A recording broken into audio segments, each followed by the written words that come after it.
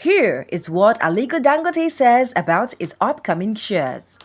I think the sky is the limit, and we will cooperate and also make sure that we work together to make sure that we make Nigerians proud. The other issue is that, look, they are holding 7.25% of the shares that we have here, which is more than the shares Elon Musk has in Tesla. So, and they are holding that on behalf of Nigerians.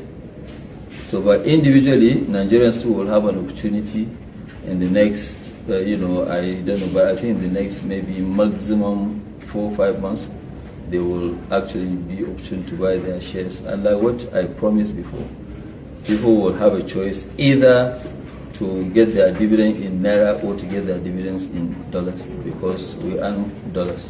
And besides the expansion plan, is there any other significant collaboration between the NNPC and Dangote Refinery? Yeah, definitely. That's what we are looking at. We have a block 71, 72, but we are going to look much, deeper. Most likely, depending on our own discussions with them, we will partner with them maybe in some of the upstream.